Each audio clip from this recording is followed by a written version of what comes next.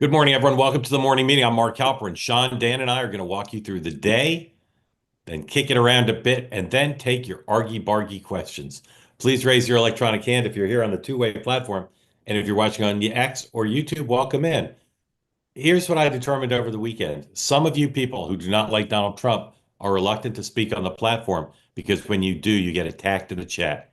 That's unfortunate. Shouldn't happen. Please don't attack people in the chat. But I say to people on the left, come on in anyway. Just to be like me, disregard the chat.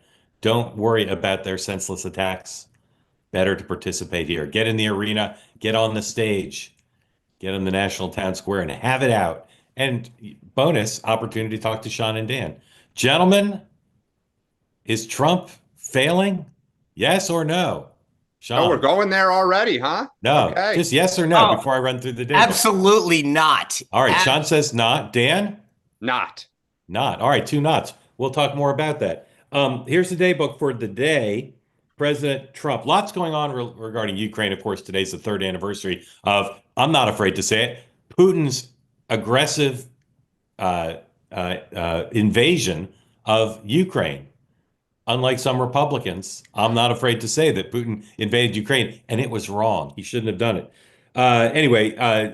Trudeau and some European leaders are in Kyiv today, commemorating and showing solidarity with President Zelensky. President Trump is at this hour, perhaps it's already over. There was a private conversation that he was doing with the G7 leaders to talk about Ukraine and NATO and other issues. 12:15, President Trump greets President Macron, and then they have a press conference at 2 o'clock after some bilateral meetings. Don't know what JD Vance is doing. Capitol Hill, lots going on regarding Ukraine, including the Ukraine caucus of the House having a press conference at 5. At 4 o'clock, House Rules Committee is supposed to vote on the reconciliation resolution. We'll see if that passes. All right, let's start with Ukraine.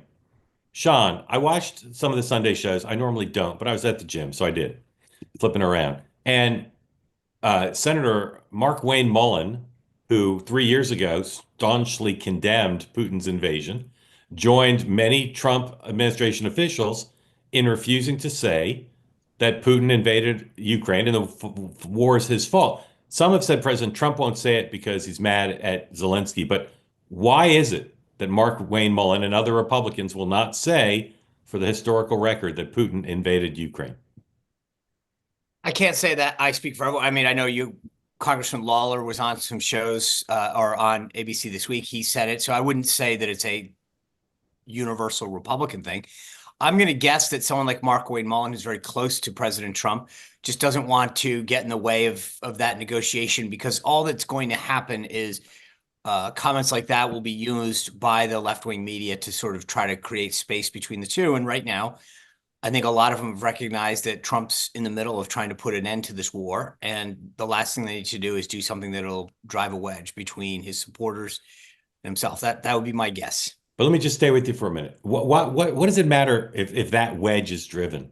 Like, for whatever reason. Well, first of all, I agree with you, because my guess is that in the last 4 years, Mark Wayne Mullen's been asked that question and answered it. And so I'm going to guess that there's a enterprising young journalist who will be given something from the DNC today and claiming that it's a scoop and then put it out there. But I don't, to me, this is not one of those things where I find it divisive. I mean, it happened on Joe Biden's watch. In fact, so I would actually point to it and say, yeah, Russia invaded them. Reason they did it is because of his feckless leadership, the Afghanistan withdrawal, and I would pin it on Biden.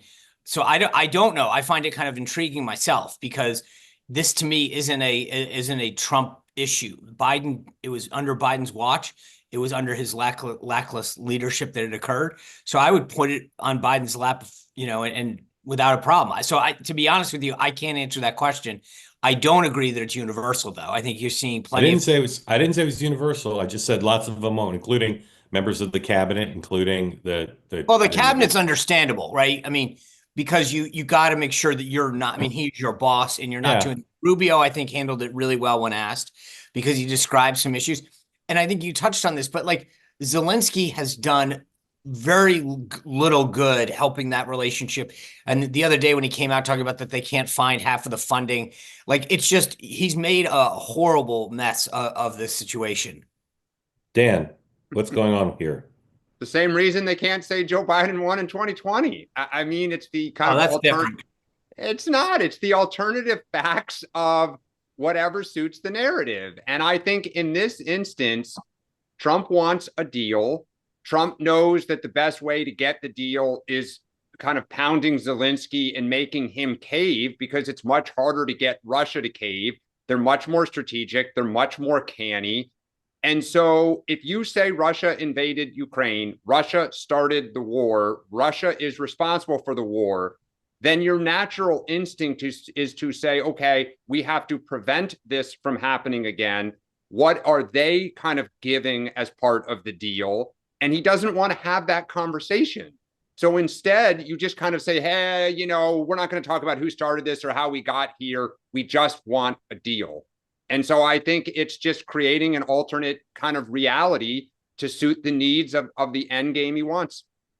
I agree with you. Either of you want to say anything else about Ukraine? Any other points you want to make? I mean, I thought it was fascinating that on Friday night and Saturday, the administration kind of tried to almost create momentum to a deal by saying, oh, we're really close on the minerals, like we're going to get there, this is going to happen.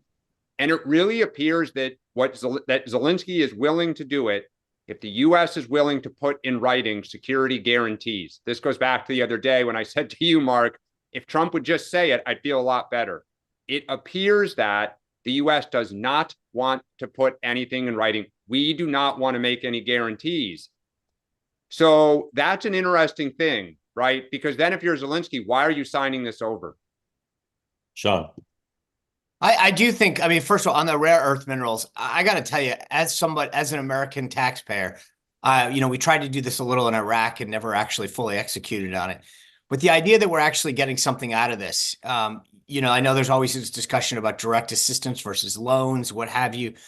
But, you know, for us, I actually think that having a president that's saying we get something back and we're not just giving up is actually a welcome, a breath of fresh air. Can I ask a question of ignorance? You'll both tell me I'm stupid. I read a lot about Ukraine, talk to a lot of people about it. It seems like if these rare earth minerals are so valuable, why didn't any of the following come up? Why wasn't Ukraine a rich country? Why didn't, before the war, why didn't we worry that Putin would seize the minerals? And why is it just now coming up as a form of repayment? I've never heard of this. I would say good questions. I think that's part of it, you know, in terms of why we didn't before. I think it's, well, because 4 years of Biden, I don't think you're going to ever hear that.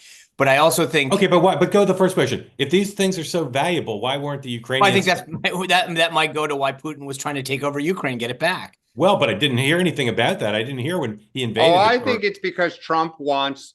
Look, he has always said this, right? Which is, but he's always been a big part of. If we do something for you, what I understand. But if the minerals are why didn't we hear about it? If the minerals are real, if the what I was going minerals to say is are they're real. not. There isn't a huge deposit of, like, it's not a real thing. That could be. Well, then if it wasn't a real thing, then somebody should be exposing that now. If it's not a real thing, somebody should be saying, why are we fighting with Ukraine about something that's bullshit? And why is Zelensky, if they're not real, why is Zelensky resisting? He should just give them over. Look, they're real in that there are minerals there. It is going to be part of their tax base going forward.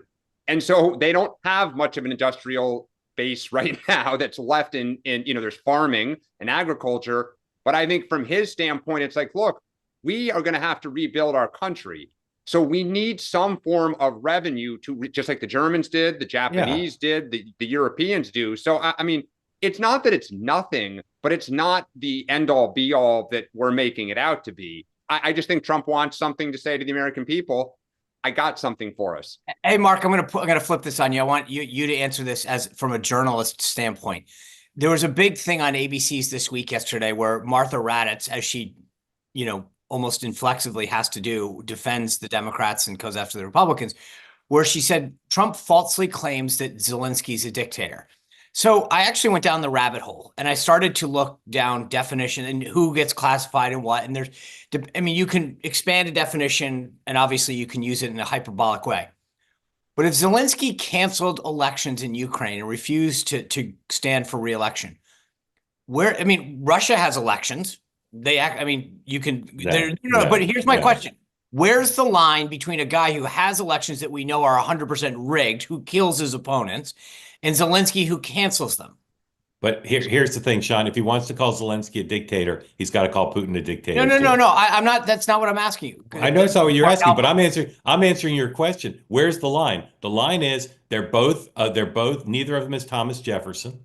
They both have real problems in how they've governed. Both have to deal with corruption, etc. But you cannot, if you're trying to be fair and set a good example for children, you cannot call Zelensky a dictator and then refuse. No, and I don't. I'm not disputing that. I was intrigued by where that line, because there's obvious dictators, right? There's Kim Jong-un, people who literally don't face opposition. And then there's ones who fake it, which is what Russia is, because they're not real elections. So Zelensky has, under the laws of the state of the country, Zelensky has the right to not hold elections during the war. And that has, by the way, been common throughout the world, that during wars, people suspend laws. Yeah. We did it in our own country in the Civil War. It's a pretty tough war. It's not like it's some right. No, I'm not. I was just, like I said, for me, I just thought it's an interesting line of, and I'm with you. I'm not trying to make the equivalence to Russia by any stretch of the imagination. Yeah. But I just sort of thought to myself, like, there's unequivocal. Anyway, we can end there. But I don't think he's a dictator, but he's got some problems that the U.S. government and the U.S. press have glossed over. All right. If you read Heather Cox Richardson, the Rachel Maddow of Substack, if you watch James Carville's remarks over the weekend, if you read the dominant media, Dan, you will see lots of things, lots of strands you can pull together to say Trump is basically doomed. Carville says within 30 days, the administration will be dead. They do have lots of challenges coming up on debt and deficit and government shutdown, et cetera. So I know you said at the top the wheels are not off, but what would you say in all the things that Carville and Richardson are seizing on? What are currently the biggest threats to Trump? Yeah, look, I as I said earlier, I don't think Trump is falling apart. I don't think he was as strong as people thought he was, 2 weeks ago either. And that is because the laws of political physics are beginning to take hold, which is to say, a lot of what Trump did when he got out of the box was the performative side, right? He loves to win the headline every single day. And for those first, 20 days or so, it was immigration raids, the videos of it. It was DOGE, putting out statistics. Well, now what we're seeing is, one, on immigration, they've stopped putting stuff out. They're frustrated. Friday night, for those who didn't see it, they got rid of the head of ICE because they're frustrated. And with DOGE, a lot of the stuff they're putting out is simply not true. So they'll say we found 5 million in savings. I'm going to use this as a for instance. Musk will then say it was 500 million, and Trump will say it's 5 billion. Now, a dollar found, a dollar saved is a dollar earned is good, but they're kind of like flood the zone strategy of optics and statements. We're slowly finding out they're not as true as they said. You're beginning to have Trump cabinet secretaries push back, whether publicly, privately. The number of things I saw from screenshots yesterday of even Trump appointees kind of mocking Musk, that this is idiotic. We're not following it. He has no power. Disregard it. We're not laying people off, right? Kash Patel, I will decide, how we proceed. And so I just think for Democrats, there is some optimism that things are settling down, that the kind of mechanics of government are beginning to push back. Trump is still strong, but he's not as strong as people, I think, thought he was 20 days ago. Sean, let me show you a couple things. First, lots of debate, as Dan suggested, about whether Musk is having his power challenged by others in the government. Okay. Look at this, 102, please. This is something Musk tweeted this morning. Even after several heads of departments, including some very Trumpy, some very MAGA ones, said, no, thanks, our employees are not going to be listing 5 things they did last week. Musk tweets this morning that if starting this week, if you fail to return to the office, you'll be placed on administrative leave after being told a month ago to come back. And then here is one of the great leaders of the Democratic Party speaking last night at the SAG Awards. Jane Fonda, 105, please. Make no mistake, empathy is not weak or woke. And by the way, woke just means you give a damn about other people. A whole lot of people are going to be really hurt by what is happening. We need to call upon our empathy and not judge, but listen from our hearts and welcome them into our tent, because we are going to need a big tent to resist successfully what's coming at us. We must not isolate. We must find ways to project an inspiring vision of the future, one that is beckoning, welcoming, that will help people believe that, to quote the novelist Pearl Cleage, on the other side of the conflagration, there will still be love, there will still be beauty, and there will be an ocean of truth for us to swim in. Let's make it so. Sean, on a scale of 0 to 10, with 10 being 0 being no fear at all and 10 being abject fear, how afraid are you of Jane Fonda? Oh, Hanoi Jane, you freak me out. I hope that they embrace that. Another Hollywood lefty that's embarrassed our country. I hope that's the messenger of the Democratic Party going forward, because you'll make it easy for us. So it just blows my mind how Hollywood continues to miss the message of the American people and its priorities. But as a Republican who wants to grow our party and our movement, I would love to put some money behind that and just have people listen to Jane Fonda over and over again. All right, leaving Jane Fonda aside, how about Abigail Spanberger? How about Chris Murphy? How about James Carville, Heather Cox Richardson? Are they making any points that you say, yeah, you're right? No, look, I think there's a couple of things. There's some potholes here. So from a Democratic Party standpoint, I think that they need to do something to get their folks rallied up, right? Dan's touched on this a little, and so maybe this is what gets them, their Occupy Wall Street moment here. But at the end of the day, what motivates them? I was at CPAC, for a part of the weekend. I talked to President Trump last night after. Go on. Yeah, exactly. Just this part, he's fired up. I was talking. Who called whom? Technically, he called me. Was he calling you? But he's calling you back. Admittedly, I left him a message. Yeah. All right. So, well, what can you tell us about your conversation? I don't discuss my conversations with him, but I will tell you that he was he is unbelievably enthusiastic about the direction he's going. He believes the savings were just at the tip of the iceberg and we can achieve a lot more. This was a guy, he was euphoric, excited, and I think he echoed the sentiment that I saw at CPAC, which is that people are fired up. The applause lines that he got when he talked about DOGE in particular were probably the biggest ones. To your point about that thing, I actually think there was a little tit for tat going on with Elon, right? So he put out a truth Friday, I think it was, that said, the only issue I have with Elon is we need to do more. So Elon, I think Elon trying to step it up. But look, all the morning shows doing this huge pushback that the cabinet officials are basically saying, hey, we got it. We don't need you to get in our lane, though. We'll make the decisions about. But if Elon were all powerful, they wouldn't do that.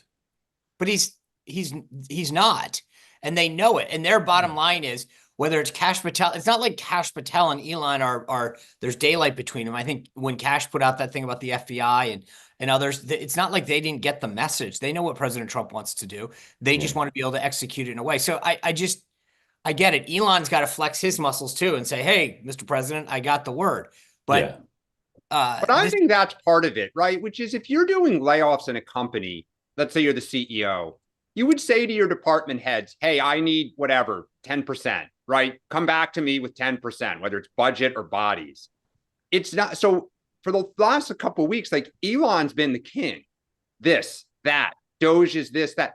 Now the department heads are kind of like, buddy, time out. Like, we'll do it as you say. Spot on, Dan.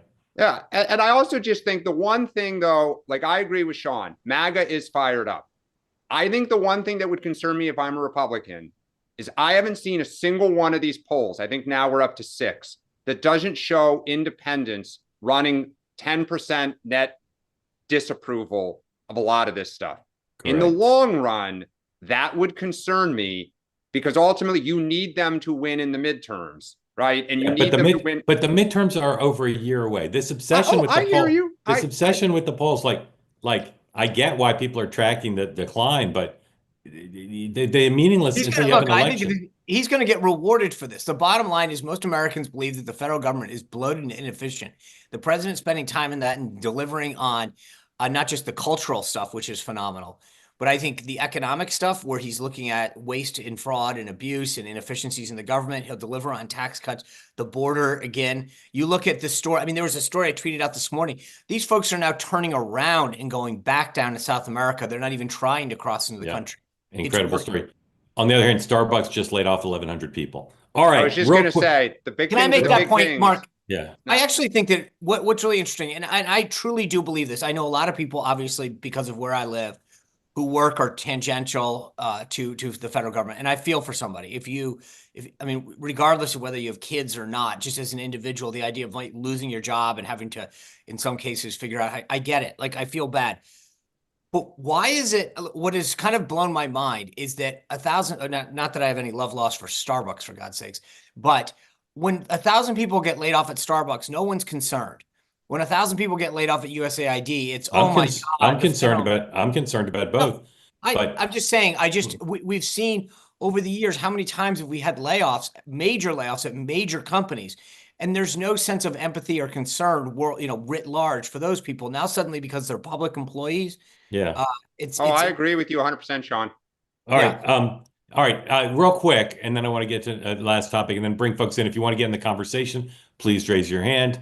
All ideologies welcome. And if you've never raised your hand before, today's the day. So I was talking to people on the Hill over the weekend this morning, communicating. Some people say Johnson's going to get the votes. They'll vote tomorrow night. It'll pass. Some people say no, it's going down. They'll pull the vote. These are smart, well-connected people. So my gut is, I'll tell you, I think it's going to pass because they're just going to say all the things you say. Presidency's on the line. This isn't the final vote. You'll get another crack at it. It's not perfect. Lots of people are swallowing stuff. Sean, is it going to pass tomorrow? Interestingly, I think we're having similar conversation. I talked to a very senior member of the conference Saturday afternoon, who expressed unbelievable confidence that it was going to pass. Yeah. I've never seen a budget vote passed with more than one. And this individual, I won't give away their gender, said, oh, no, I think we'll be fine. I don't think like I said, I spent 3 years at the budget committee. I've never seen a budget vote pass for more than one vote. And you're arm twisting down the thing. There's too many people for too many different reasons. You've got the moderate sort of, Trump 1 to Biden plus 2 or 3 districts. And then you've got the hardliners like the Tim Burchetts who are like, no. All right. Is it going to pass or not? I think it doesn't go. They yank it once, they make some adjustment, and then they put it back on. They can't afford that. Dan, if they yank it once, they're dead. Dan. I agree with that. I think they do. I think it passes because in both parties, I have not in the last 20 years seen the moderates hold the line and get a pound of flesh. Moderates almost always cave because they're just not very strong. Everybody's going to have to cave because failure is not an option. The presidency's on the line, blah, blah, blah. And the other talking point is, I tell you, if President Trump is the key to this, as he usually is, but if he gets off the sidelines and puts the hammer down on some of these guys, it passes. If you're not hearing him make phone calls. Yeah, he has to. It's his bill. Well, I mean, look, I think that the issue for the moderates is you are going to vote for all these spending cuts and then go to conference and this is going to get kind of undone or, tweaked. But you're going on the record for $850 million essentially in Medicaid cuts. And they know that is the ads will start by Saturday. Of course. Well, the funny thing is, I spent 2 years at the NRCC, the National Republican Congressional Committee, dealing with a lot, all the members that were getting reelected. And the one thing that the moderates were always the issue. It's a tough vote. And the bottom line is, as I said to them, and this isn't any huge revelation, I was like, dude, you think somehow you vote no on this, you're not going to get tagged with it? Like, give me a break. Yep. The attack's coming, whether or not you want to be a team player or not. The other talking point they're going to use is to say, if we don't pass this, the Senate has the upper hands. Don't let the House of Lords win. And by the way, because we talked about money, I believe the DCCC, the House Democratic arm, outraised the NRCC. Yes. For that, Should have just been, a small. should have been on my list. Should have been on my list of green Small shoots note. for the Democrats. All right. New York State, incredible place, a center of fashion, technology, media. What am I missing? The Mark arts. Halperin. I live here. There's so much in New York State and New York City. It is an embarrassment that our mayor is Mayor Adams and our governor is Governor Hochul. That is changing soon with election for mayor this year and election for governor next year. One of the people who thinking of running for mayor of New York City is Mike Lawler. I mean, for governor of New York State. Is Mike Lawler a Republican who's appeared on two-way? Another Democrat, Ritchie Torres, also appeared on two-way and will be on two-way tonight, tomorrow evening. What do these two gentlemen have in common besides the fact that they're House members aspiring to run for governor of New York? They both had star turns in the media in the last news cycle. First, here is Congressman Lawler on some CNN show that's supposed to be funny. Typically, I don't believe it is, but this is funny. Roll tape. Donald Trump lives by one song. It was a Beach Boys hit back in the day. Aruba, Jamaica, Panama, I'm gonna take you. Bermuda, Bahama, Greenland, come home to your mama. Key Largo, Toronto, Trudeau, why don't we go? Off the Mediterranean Sea, there's a place called Gaza Lago. That's where we've gotta go to get some USAID. Did you write that? I did. You did. I'm supposed to prepare a song because, honey. We can freestyle a song. All right, that was Lawler. Now here is Ritchie Torres this morning on CNBC's fabled Squawk Box endorsing Andrew Cuomo, his ally, to be mayor of New York City, even though Cuomo hasn't even announced yet. Roll that. Well, look, I mean, Andrew Cuomo is a common sense Democrat who represents. That's an oxymoron. Well, no, it's not, because most Democrats do have common sense. And for me, the two most important virtues in politics are competence and courage. And Andrew Cuomo has the competence to run New York City in a moment of crisis, and he has the courage to stand up to the extremes of American politics, whether it's the far right or the far left. You know, there's a mayoral candidate who openly identifies with the Democratic Socialist of America, which celebrated the mass murder of Jews on October 7th. And so when it comes to confronting political extremism in New York, when it comes to confronting the crisis of crime, we need not a nice guy, but a tough guy like Andrew Cuomo. Is this an endorsement of Governor Cuomo or an indictment of Mayor Adams? Many people are able to have pretty solid comebacks in politics. The further we get removed from, I don't even remember. I remember some of what it was, but I also remember as a governor, he was pretty well thought of in terms of just being, of operations, of being, you know, there's, I think, a little bit of nostalgia for how he was as a governor versus the current governor. Dan, who will be the next elected mayor of New York City and the next elected governor of New York State? Andrew Cuomo will be the next mayor, and I think it'll be a great race between Ritchie Torres and Mike Lawler for the next governor of New York. And I hope it's Ritchie Torres, and I wonder if Andrew would endorse Ritchie. Oh, in a New York minute. Sean, next mayor, next governor. It sounds like I'm a little out of my wheelhouse on New York politics, but I will tell you, everything that I can pick up sounds like Cuomo is pretty much a shoo-in to be the next mayor. And I'm really high on Mike Lawler. I think that he's done really well in a swing district. He knows how to raise money. He knows how to work on the media. I mean, Lee Zeldin did an absolute job in paving the way to make this possible. And I think that Lawler could ride right in the path that he started to plow. And I feel, depending on the right environment, I think if there's a Republican that can win statewide right now, it's Mike Lawler. All right, everybody who wants to get in on the conversation, please raise your hand. As I wait for a few more to go up, I'll do some housekeeping, as they say on the television and Kiwanis businesses. Number one, tonight, 6 p.m. Eastern time is two-way tonight. But at 5 p.m. tonight, don't forget, episode 2 of Meghan McCain's Happy Hour tonight. Meghan McCain, don't forget to join at 5 p.m. Eastern time. And then stay with us 6 p.m. for Two-Way Tonight. Then tomorrow morning we'll be back. And then tomorrow night, Ritchie Torres will be our guest on Two-Way Tonight. I had one other housekeeping item. Oh, remember peace, love, and understanding. And remember the presumption of grace. And I'll ask you people from Magaland, please don't attack anyone who talks on this platform who you don't agree with. Don't go in the chat and attack them. It's not productive. It's not good for us. Listen to them, learn, don't attack them. Thank you for your service for America and for listening to what I'm saying, and please don't attack them. All right, here we go. Anthony M. in Paris, Texas, or maybe you're actually in France. Welcome in, sir. Thank you for joining. Tell folks where you are, what's on your mind, please. Hello, guys.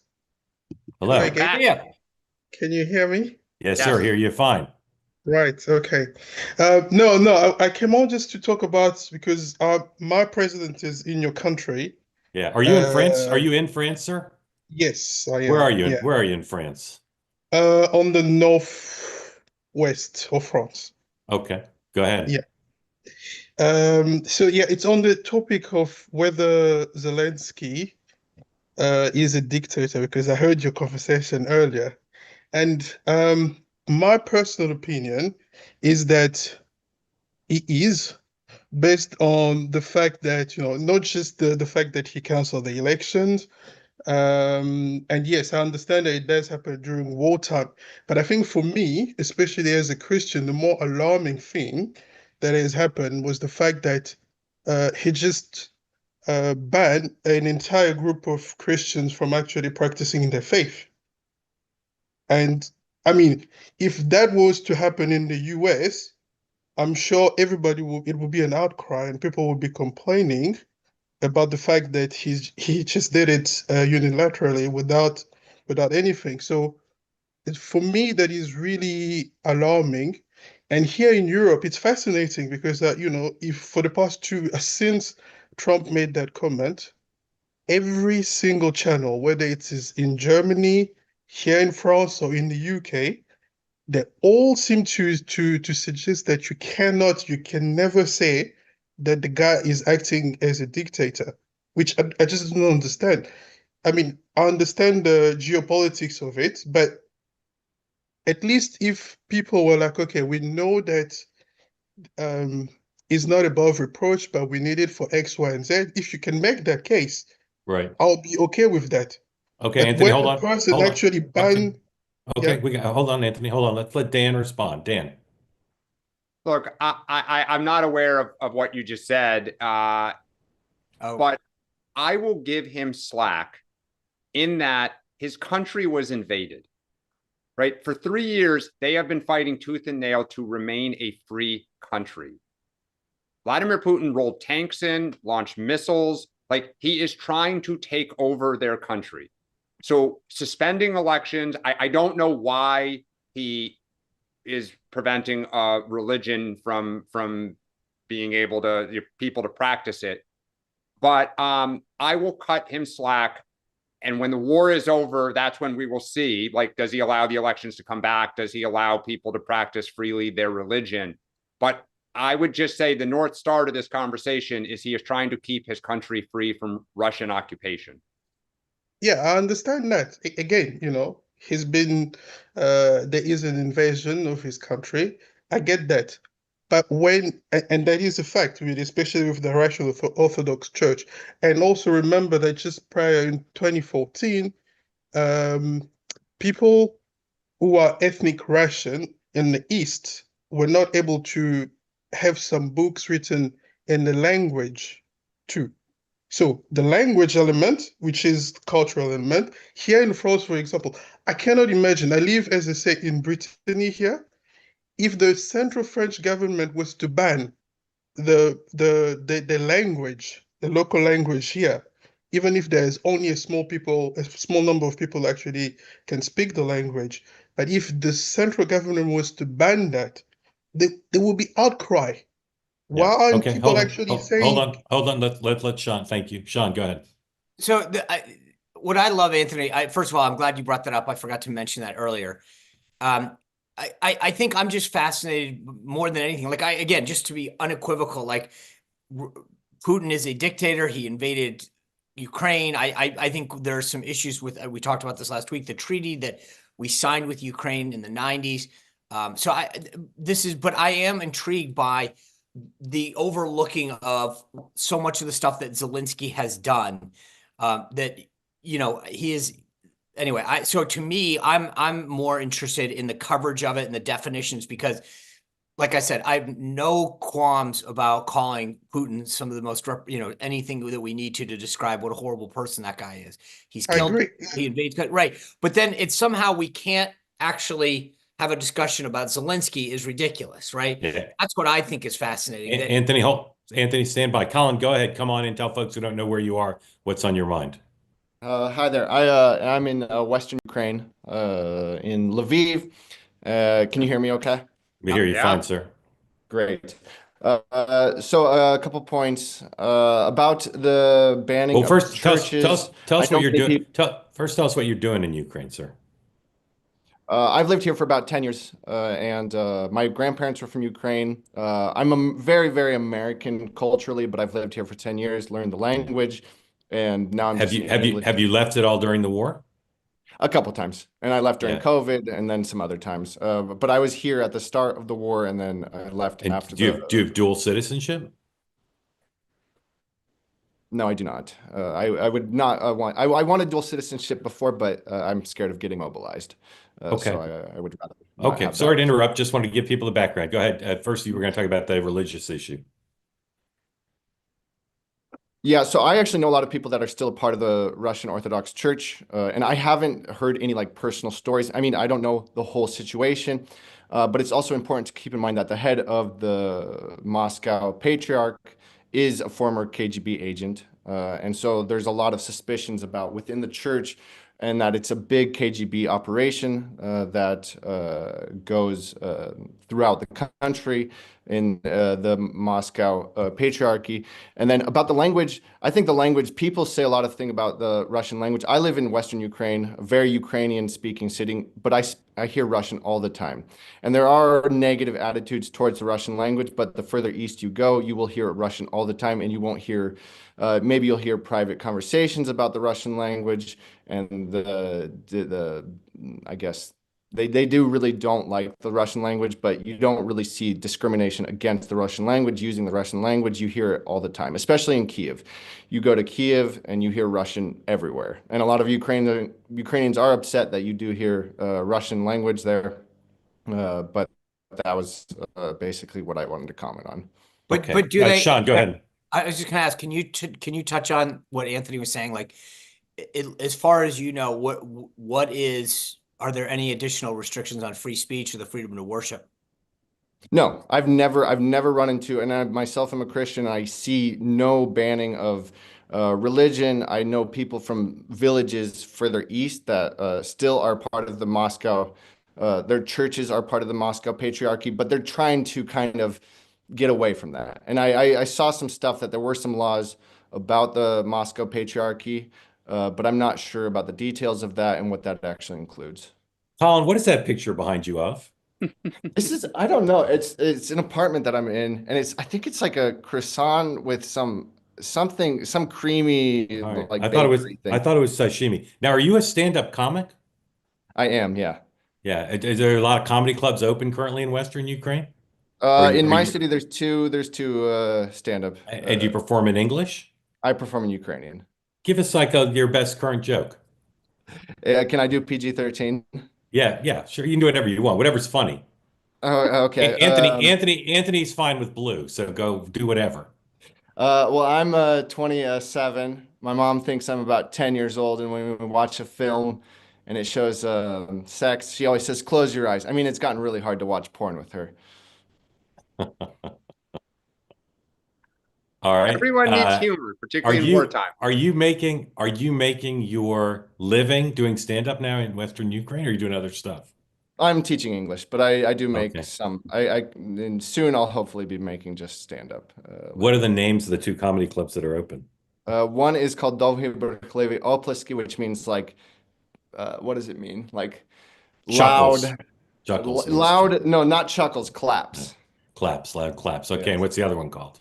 The other one is Cult Comedy Hall. Cult. And my last question for you, and then maybe Dan has one, is are you and the people you talk to optimistic that there'll be a deal that will make things better for the people of Ukraine? Yeah, actually, I did want to comment on like what's been happening over the last 2 weeks. There's a lot of panic. There's a lot of many people are very upset with. I supported Trump. I support Trump, but what I've seen, and I've supported him completely. Besides his rhetoric towards Zelensky, him calling him a dictator is just ridiculous. And I don't know. I had a question for Sean. Does he really believe that, or is he really just misinformed? Does he believe that is his strategy, or is he misinformed? Why is he saying that? I know you said he's doing it to soften him so he can shove a deal down Ukraine, but why does he believe it? I can't answer that entirely, but I don't believe so. And the only reason I say it is because they actually knew each other prior to the thing. I think he's also pissed at some of the things that Zelensky said. And so this is his way of getting back. I mean, like, Trump lashes, at everybody that attacks him in some ways. He fights back. And I mean, I'm not shocked. I just, he literally at CPAC was running through various names for Joe Biden and getting the audience to react to them. This is how he fights back. And so I think he just figured, I'm going to say something that's the most insulting to you by calling you a dictator. Colin, am I right that you do work with kids in Ukraine? I used to. Now just adults. I'm kind of tired of kids. Okay. Dan, question for Colin, and then Anthony. Dan first, then Anthony. Go ahead, Dan. I shared. Sometimes I'm frustrated with kids, Colin, as well. Yeah. No, I mean, just I don't have anything. It's incredibly fascinating to hear. All right. Okay, Anthony, go ahead. Yeah, no, I was just going to say, so just to clarify, so even if I live here in France now, but I was born in the DRC in the middle of Africa, and I grew up around 1994 with the genocide in Rwanda, and I remember this thing, even if I was quite young at the time. The very first thing that happened was that said, so like the president at the time just decided very how can I say that, like casually almost, they started to ban languages, they started to restrict freedom of religion. And when I see countries or leaders do things like that, it just sets me off, because because I know what happened in 1994. Yep. And I'm like, that cannot be allowed. It doesn't really matter what's the reason, because the politicians, they always have reasons. Yes, and sir. Having seen the number of people who cross over into my country, who were really refugees and lived in like abject poverty, and I just don't want to see that happen. That's really very well said. Very well said. Thank you both for coming on. We hope you'll come back and both stay safe in your respective environments. Colin from potential strikes from war, and Anthony from too much fatty cheese. Thank you both coming on. Appreciate it. All right. You're watching the Morning Meeting International Edition. Let's, for a change, do a little domestic and bring Michelle in. Michelle, welcome back to Two Way. Tell folks who don't know, after you unmute, where you are, what's on your mind, please. Yeah, I'm in Virginia, and thank you so much for having me again. It's so funny. Every time I've been on a couple of times, and every time you have me on, I'm cool as a cucumber, and then bam, like I get so nervous. So bear with me. Take a deep breath. You do fine. You got this down. So I wanted to just sort of comment on. I have a couple of notes here on DOGE. I feel a lot of compassion for the young lady who was on last week. Who told her story about, getting laid off. And it's really hard to hear those stories. But I do think that there is this perspective that, we need to kind of have this, conversation across media. Why are federal employees entitled to this untouchable employment, despite knowing there are a lot of gross inefficiencies in sort of the federal bureaucracy? And why can't the federal government actually right size their workforce, which is something that every company needs to do. And so I feel like the Democrats are sort of playing this game, trying to draw attention to this. But, there were millions upon millions of Americans during COVID who they experienced layoff after layoff, and the federal bureaucracy was wholly protected during that time. And so that argument doesn't translate to the average American who, experienced those layoffs, excuse me, experienced those layoffs and experienced, sort of the whole cascade of what happened during COVID. And frankly, what happens in the economy, writ large. Companies have to flex up and down with their workforce to meet the demands. Yep. Why can't the federal bureaucracy do the same? So, Michelle, I bet you Sean and Dan are both going to say they agree, but gentlemen, go ahead and state your agreement. What I find most fascinating, to your point, I agree with you. There was always this sense of I can't be touched. And I think beyond that, I watched a bunch of Democrats this weekend on Sunday shows say, we've all known the federal government was bloated. We've all known. And my answer is, and you did nothing. You sat by and allowed that to happen, which is a gross disrespect of taxpayer money and perpetuating inefficiencies. So to me, I like this kind of is the same approach that I take to President Trump's view of the war. For 4 years, you said nothing. You allowed all these people who suddenly are obsessed with the style, how he's going about it. For so long, we've been given excuses and told that it's got to be accepted almost. The idea that the inefficiencies, the waste, the bloat, et cetera. So to have somebody come in and finally say, you know what, I'm going to take care of it. I think that's where there's a lot of Americans who are on that side that say, I appreciate somebody actually looking into it. And to Dan's point, he made this earlier. I don't disagree. I mean, there's obviously been some fumbles with some of the numbers, but whether you're saving 8 million or 80 million, the idea that somebody's looking for it and focused on it, to me, I'm just excited about it. I'm happy that it's happening. I feel sorry for some of these people, as I truly do, that if you lose your job, any job, whether it's a private sector job or a public job, but at some point, every American owes over $100,000 in debt. Where's the concern for the debt that's getting piled onto people that's going to harm our ability to defend ourselves or to provide key infrastructure projects or whatever going forward in the country? At some point, that should have equal outrage. Dan, how do you agree with Michelle? Yeah, Sean made the point earlier, and I've said this to friends who are like, where's the outrage around the country? That for almost 25 years, Washington has been like this, right? Ever since 9/11, when they created the Department of Homeland Security and defense spending surged. Then during the Great Recession, DC boomed. I know there were stories when the Tea Party members came in 2010 or 11 when they arrived, that some of them were sickened at like all these restaurants opening, all the cranes everywhere.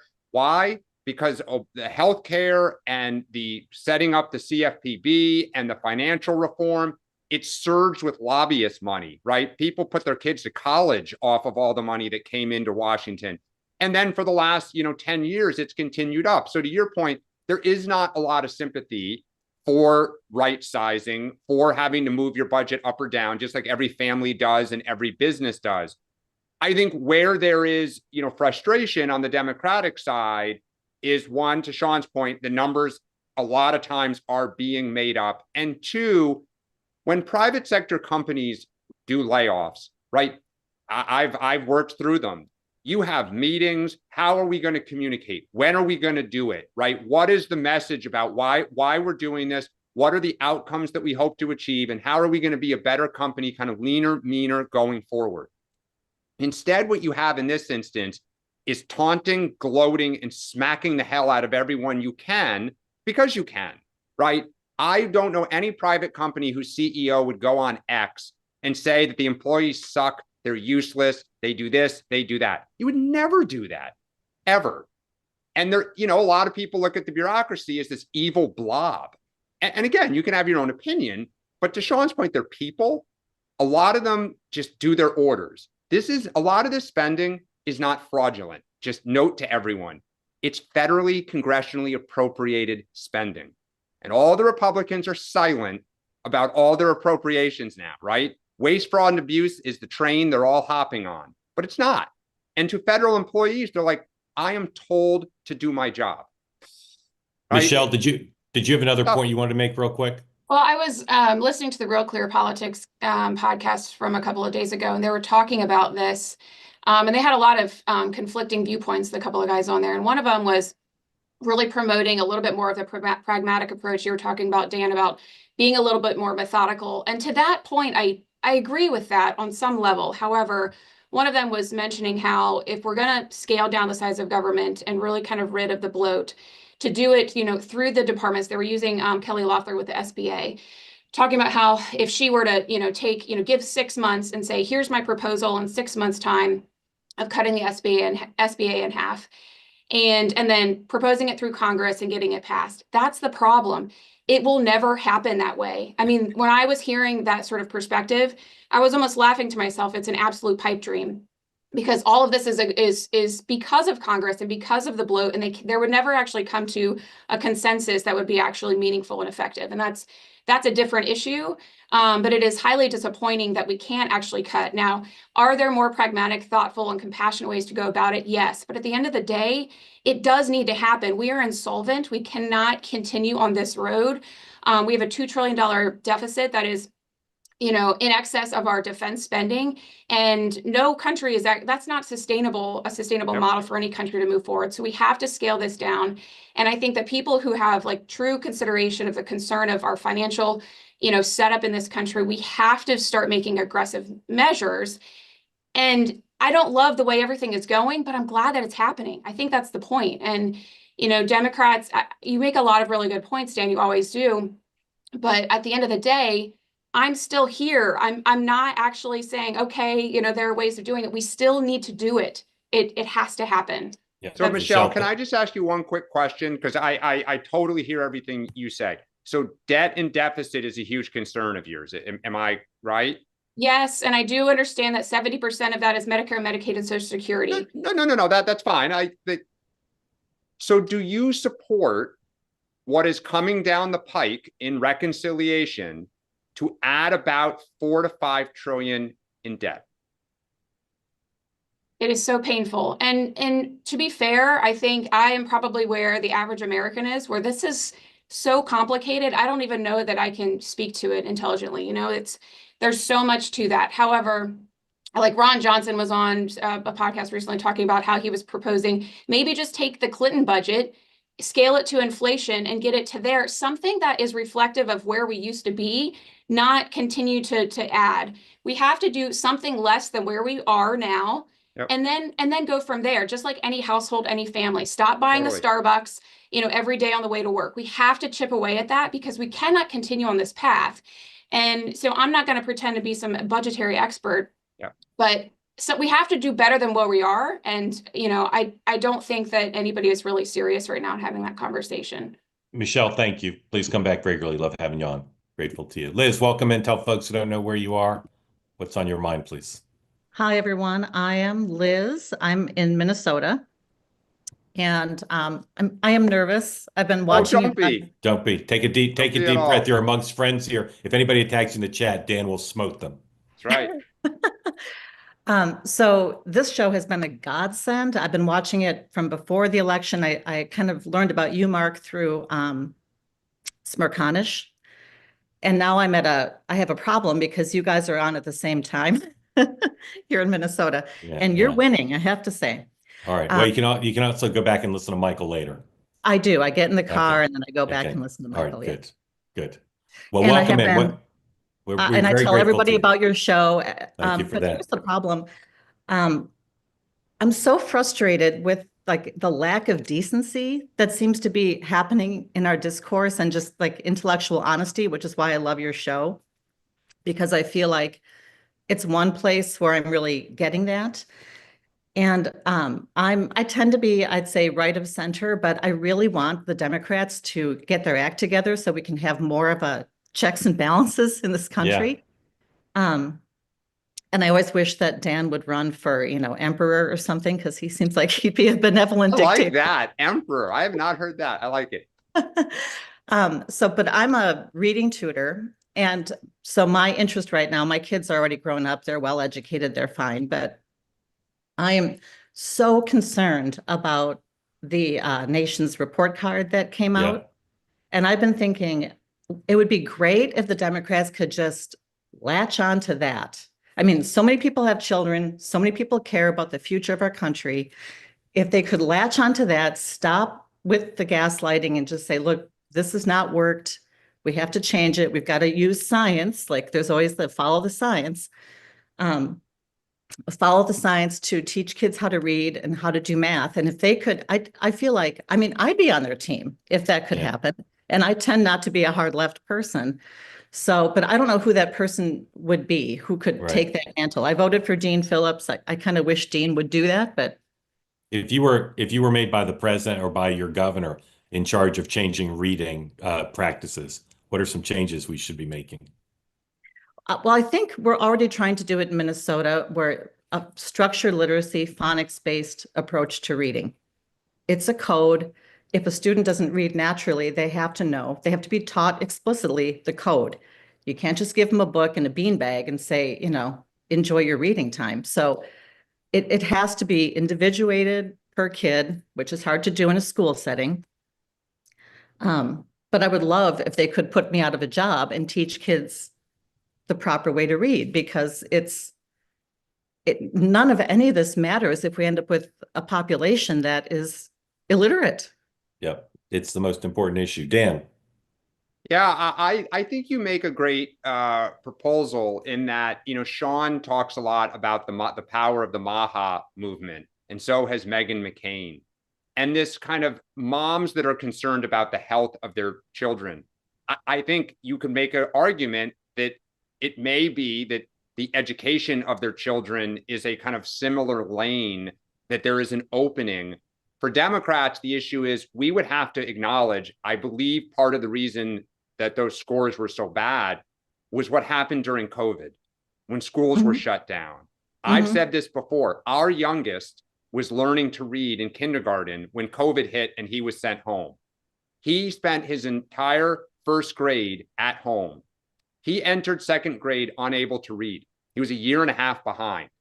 Now, we are fortunate that we could throw a lot of resources. Over 3 years, he's had tutors and he's finally caught up. But most people cannot afford that. And so in order for the Democratic Party to kind of seize this opening, we would have to admit mistakes that we made, and we would have to confront the teachers union, which we historically have not wanted to do. But to your point, it is, in my opinion, the right thing to do. And there is an opening for us to create, you know, we have to get away from the Make America X again, because it's the Trump brand, but some sort of rallying of parents around new education ideas.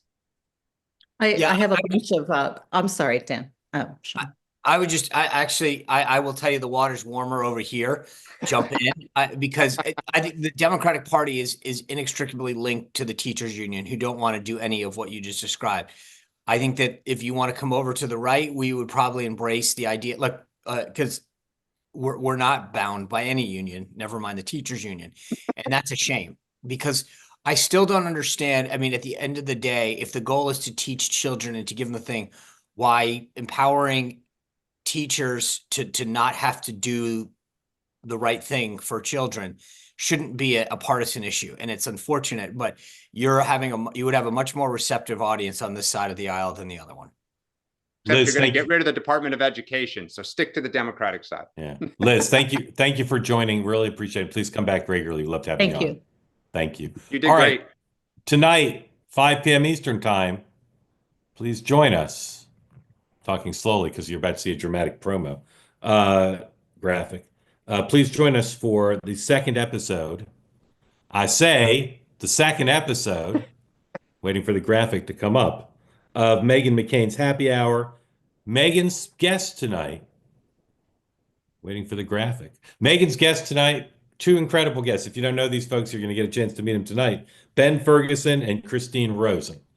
So again, 5 p.m. tonight, there you see them, Ben Ferguson, Christine Rosen, and the eponymous Meghan McCain of Meghan McCain's Happy Hour. That's at 5 o'clock tonight. And then at 6 o'clock, if you're not watching Sean's show, you can watch me on Two Way Tonight.